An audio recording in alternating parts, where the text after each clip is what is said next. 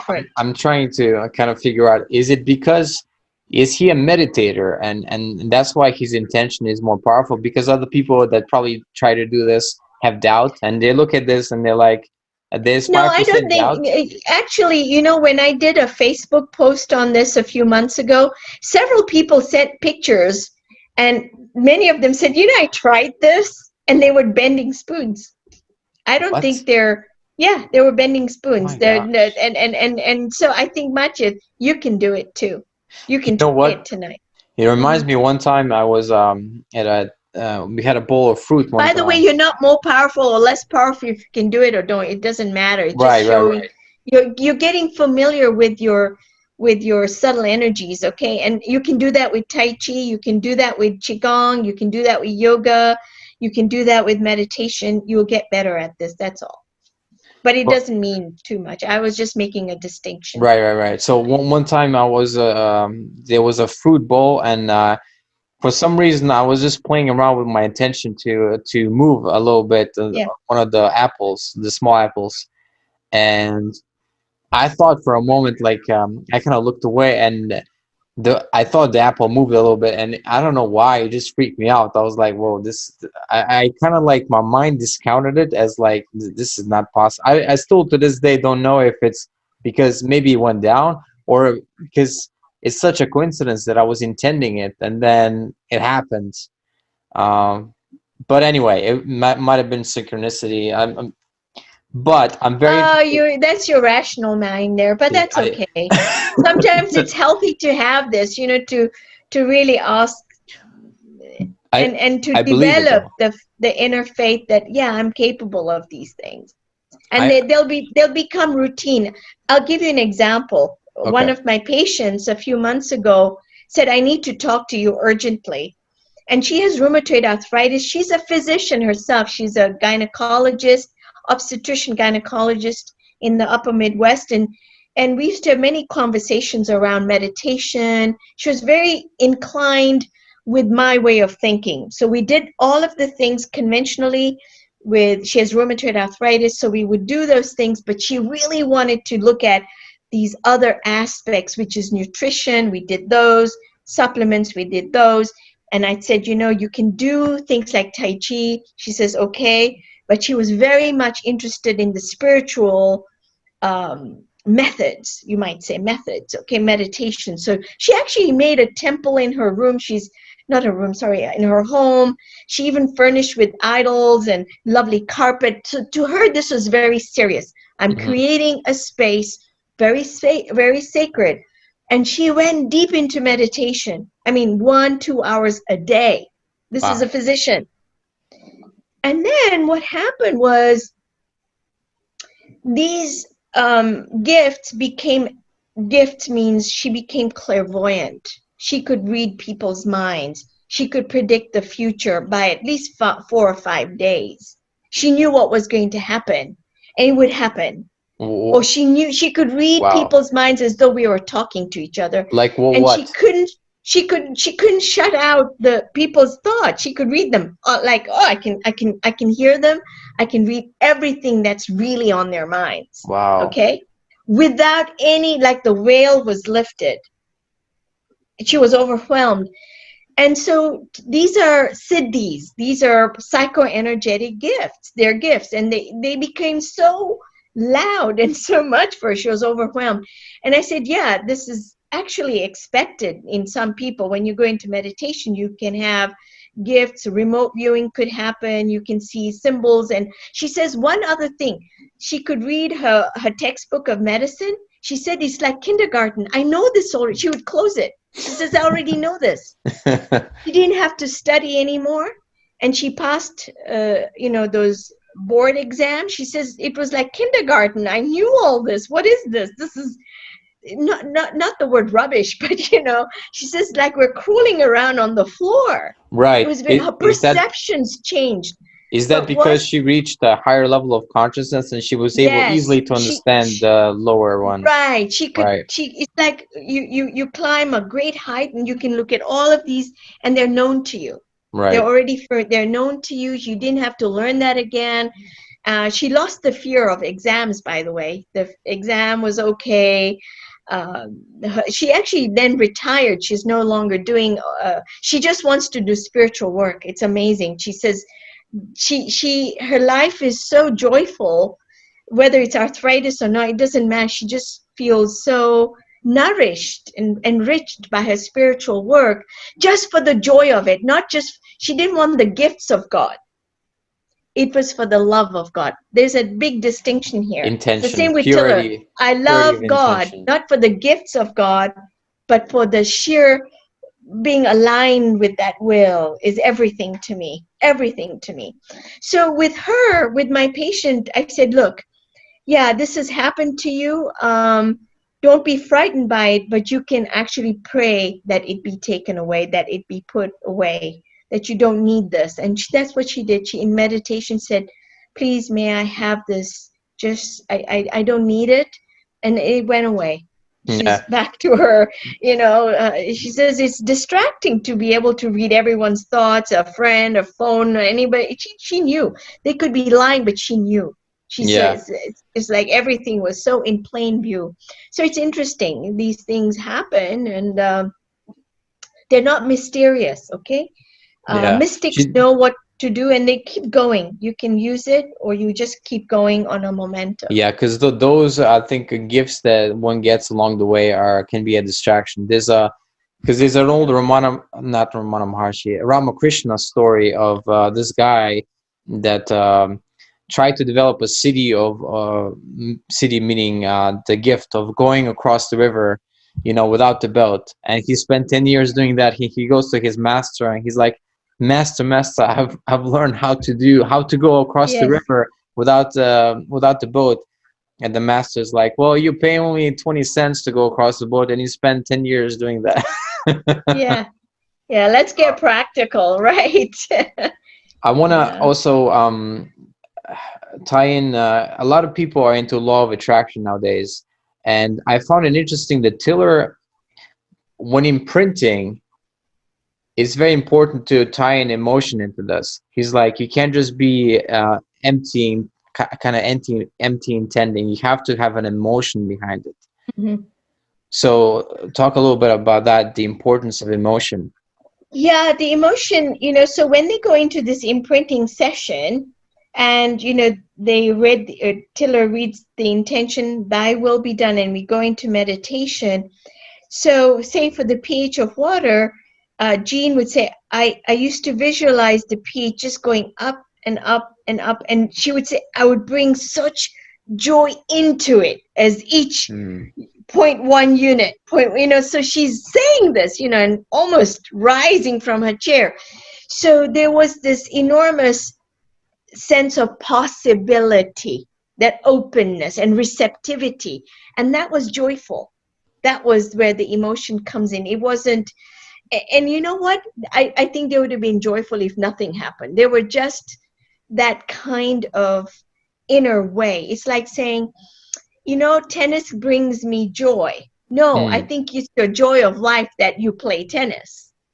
It's your joy right, of life that right, expresses itself in this experiment, that expresses itself in the love of chocolate chip cookies or baking or writing the intention for this friend of mine today and saying, let's help your alcoholic friend. Let's just write it.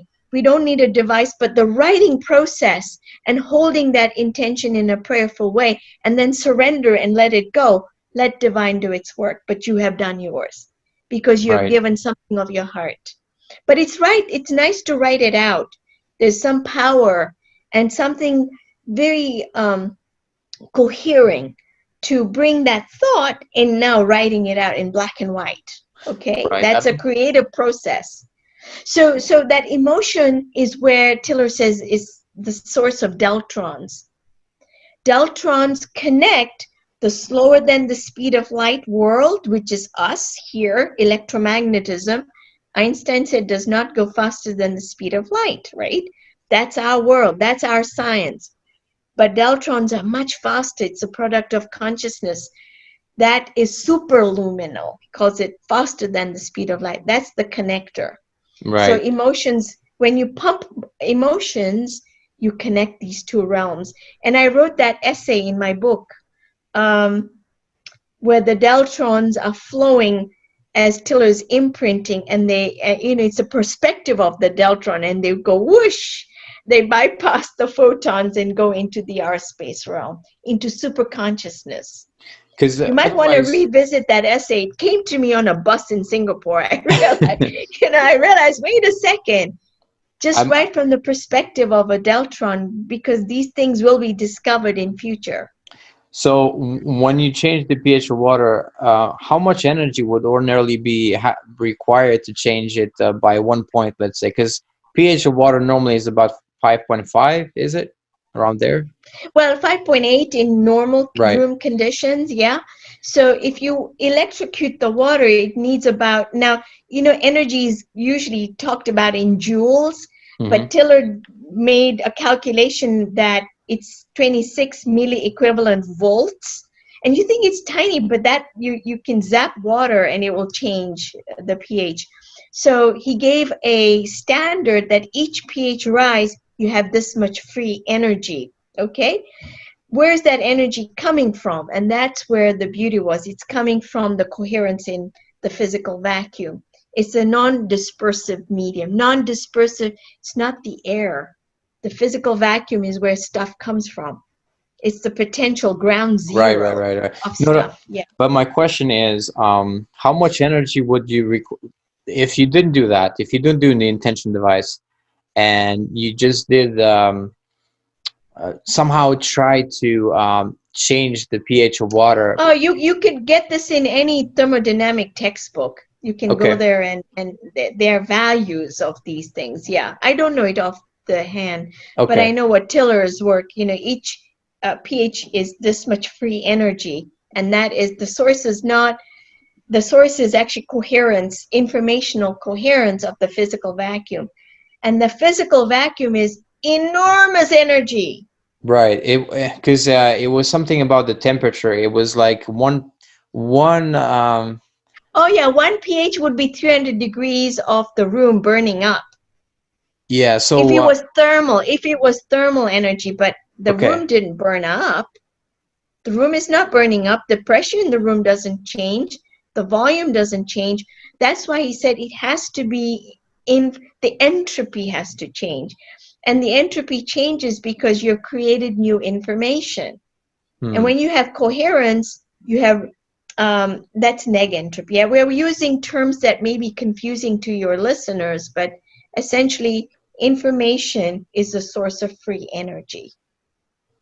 Wow. Okay, and that So information tips the balance in the physical vacuum. It's the space itself changing. That's why he called it reciprocal space. That's the blueprint, and everything in the D space world is changed. okay, can I ask you like a bit more of a different question? It's like okay, let's say I have a space in the house where I study, and would it be helpful if I meditate in that space as well, but meditate with the intention that this is the space that's going to be conducive for me to learn well? Yes, Okay. absolutely. Absolutely. In fact, I would encourage you to do that. Wow, I never thought of that. Matthias, I will send you a meditation Okay. that I wrote for people who are subscribers to my list. Nishamanekmd.com is my website. And there they can get the Buddha relic paper, the original paper describing the relics of the Buddha. And the experiment, we went on to do that. But, in that email subscription, I'd sent it out. I think it was in April or May. How to meditate to consecrate your space, to make it like Westminster Abbey. Right. That was the example I gave, because you, me, everybody deserves to live in a sacred space. Everyone. That's our inheritance. We can create these spaces that are healing, that are elevating, that change our very brain and our physiology. Like that lady, the obstetrician, she looks at this thing and she says, I know this. Mm. But she created the space in her own home through her meditations. So maybe in the future there'll be a person responsible in a hospital that will Yeah. raise the energy of every because you said well, what I found interesting, you said that if you have a healing practice and people come in for a healing session, the potential energy of the room is going down. Like, It's first like of they're all, soaking it up. They're soaking up right? the, How do you, yeah. is that the electromagnetic measurement, and then out of the the equations they get the potential energy? So when Tiller did this in a complementary integrated medicine clinic, I wrote about it in the book. They were just measuring the pH, and the pH would dip, dip, Hmm. dip, and go up again. So then from those pH, he can calculate the free energy of the room. And he could Wow. say, wow, every time a client comes in and they're worked on in that room, the pH is fluctuating in a very precise way. They could see that and make calculations. So with your intention, yes, you can pump up your space. I think in future we will have better detectors than pH meters. pH Right. meter is what Tiller did.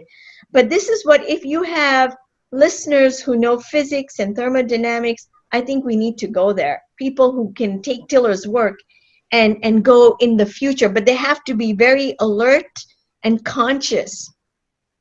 It's a prerequisite, I'm telling you. Mm. You have to be alert, not just saying, oh, we're going to make lots of money and we're going to going Right, to do right, right, all this right. stuff. No, I give no, an example here. of the garage experiment. Okay, so you can create these things and conditions, do it in a way that really is for the betterment of human, to speed them along their evolutionary pathway. Oh, talking about speeding people up, do you think how much is it the volition, the agreement? Because in the experiment with Tiller, the autistic kids and the lonely people, they all agreed to that. But I'm thinking if people didn't agree to this, the results wouldn't be as great because they are receptive. Maybe if people aren't receptive, like I'm sure there's millions of people in the world that their grandma prays for them, but they is changing a potential, but they're not maybe receptive. So how much? I don't know. Maybe uh, you probably but didn't. but you still keep giving. You can. Right, right, right, So I think you're not vested in the outcome. right. You're Okay. not attached to it, but you still do your work, because by doing that you're growing and you're contributing to the field. That's very meaningful.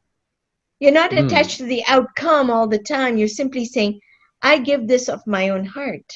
Tiller does all of these things for free. Right, He's right, not right. interested in. I mean, He's not I do. interested in accolades, and he's not getting any. No, it Yeah, was yeah. really remarkable. He's a very simple man. He says, I can do these things. If I can change water and enzymes and fruit flies, and we can do these things. Let's do it. Let's help the autistic children. Actually, the proposal was brought to him, and it was very natural for him to say yes.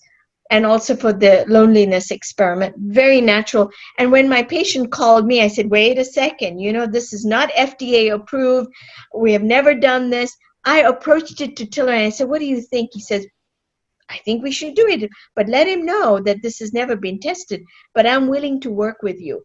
I'm It willing to, yeah. it has no Do you see? It downside. was a willingness. It wasn't, let me see your insurance card and let me see. I mean, it was Yeah, yeah, yeah. you see, he came from a perspective of, can we serve this man? But just tell him that there are no promises. All I can say is that I am capable of creating a device just for him.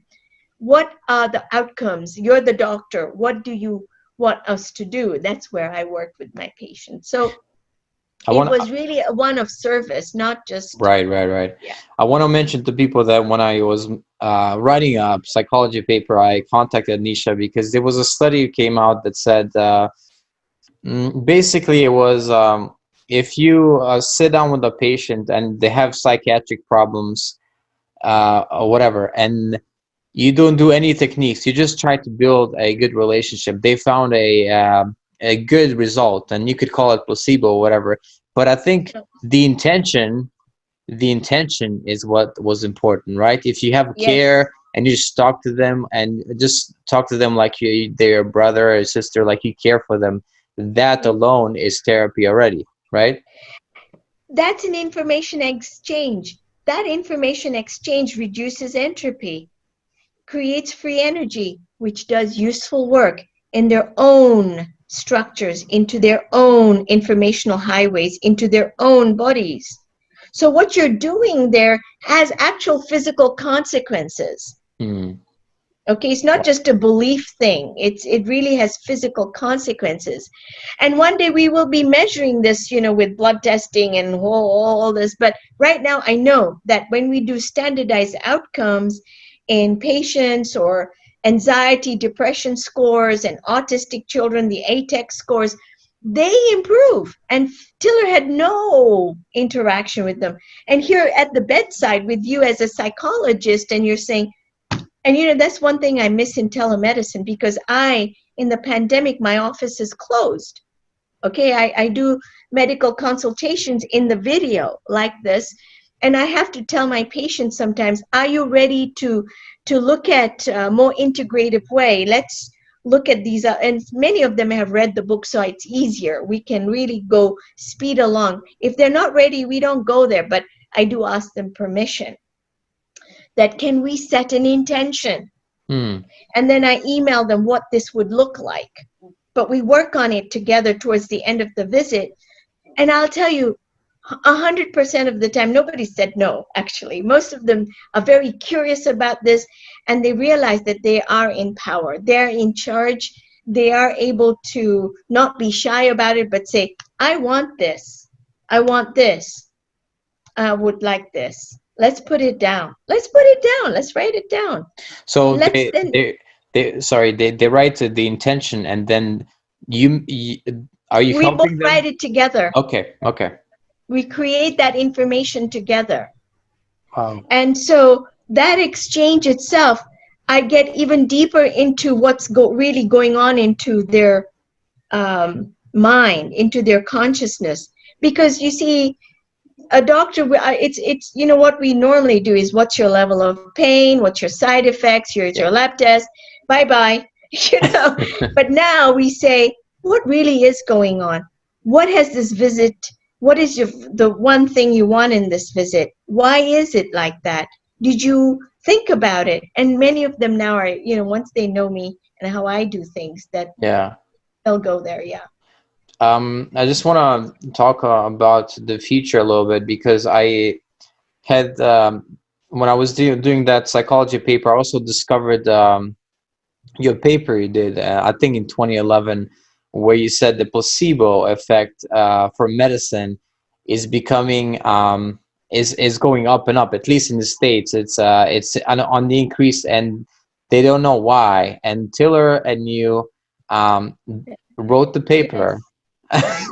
Untangling the entanglement. That's right. Right. That it was a physics perspective on the placebo effect, Hmm. untangling the entanglement. And essentially, you see, what we think normally in science, and certainly in medicine, is that there's a doctor, a patient, a treatment, and a placebo.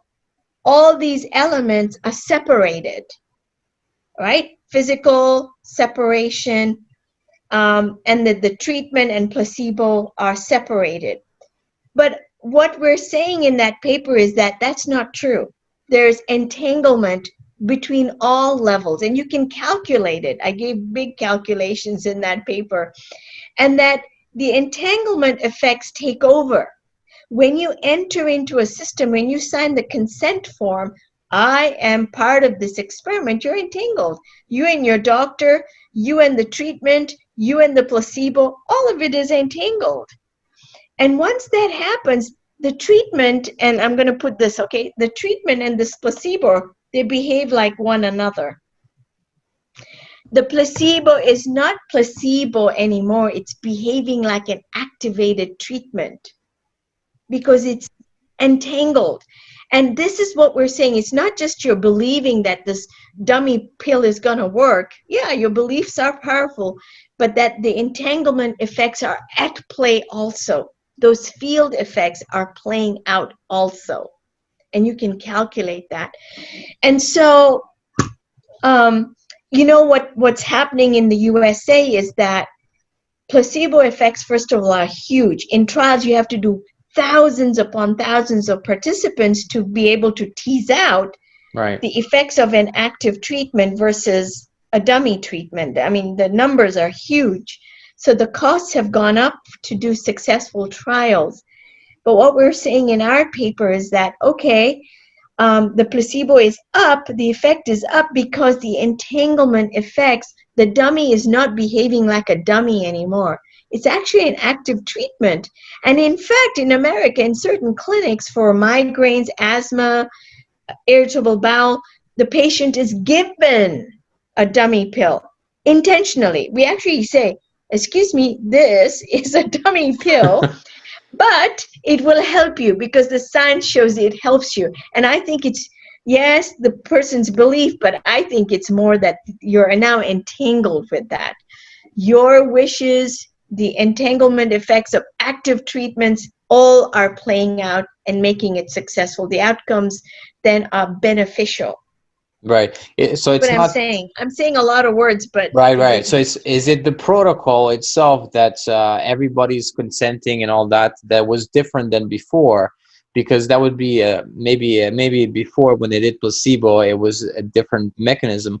Or is it that there's another factor that that the nature of physical universe is changing and that it's more susceptible to intention? Is that another I theory? think it's a second one. I think Right. you hit it. That we are waking up as a species, and nature. It's not even 10 years ago, 20 years. We're speeding along. That the nature itself is more connected. Hmm. That there's more connectivity, more deltrons, more entanglement effects, and so we're going to see these effects more and more.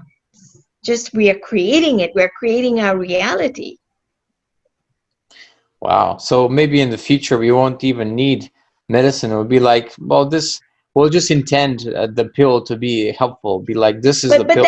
but that's homeopathy, right? When you make a Right. remedy, when you succuss and splash a remedy, when they were making remedies, all those, the original homeopathic remedies was an intention, and you dilute and dilute. There's no chemical component in it, and Oh, that's the protest that medical science has, that there's no chemical in it. How can it have an effect?